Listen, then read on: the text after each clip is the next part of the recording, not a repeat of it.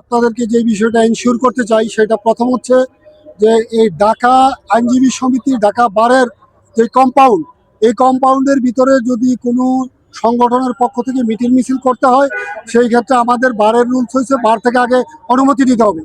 কিন্তু আজকে আমরা আপনাদের মাধ্যমে অবগত হয়েছি যে গুপ্ত একটি সংগঠন, তারা এইখানে হঠাৎ করে এসে জড়ো হয়ে, নিষিদ্ধ সংগঠন, তারা হঠাৎ করে এইখানে জড়ো হয়ে এসে ডিসি অফিসের সামনে তারা কালো বেজ ধারণ করে একটা মিছিল করেছে। আমরা করার চেষ্টা করেছি, আমরা অবগত হওয়ার সাথে সাথে আমরা ঢাকা বার এবং বাংলাদেশ জাতীয়তাবাদী আইনজীবী ফোরাম ঢাকা ইউনিট আমরা এই এবং সাধারণ আইনজীবীদেরকে সাথে নিয়ে এখানে উপস্থিত হওয়ার সাথে সাথে তারা এই অবস্থান ত্যাগ করে তারা পালিয়ে যায় এবং আমরা সাথে সাথে ওই ফ্যাসিবাদ বিরোধীদের বিরুদ্ধে আমরা এখন মিছিল করেছি, স্লোগান দিয়েছি এবং আমাদের প্রতিবাদ অব্যাহত থাকবো।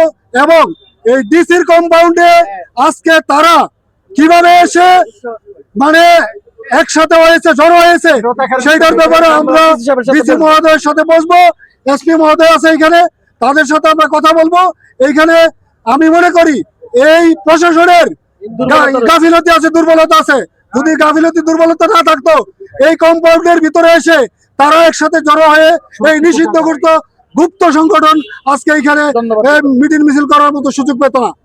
আমি আপনারা সাথে সাথে আমাদের বিষয়কে সঠিক চিত্র ধরে তোলার জন্য আবারও আপনাদেরকে ধন্যবাদ জানাচ্ছি।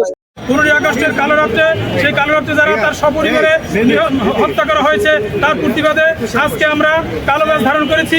21 আগস্ট থেকে শুরু করে এই আগস্ট মাসে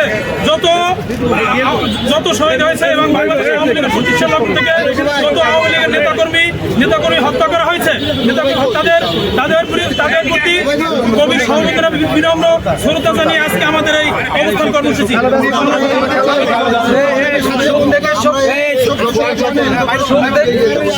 শক্তি থেকে জাগরণ থেকে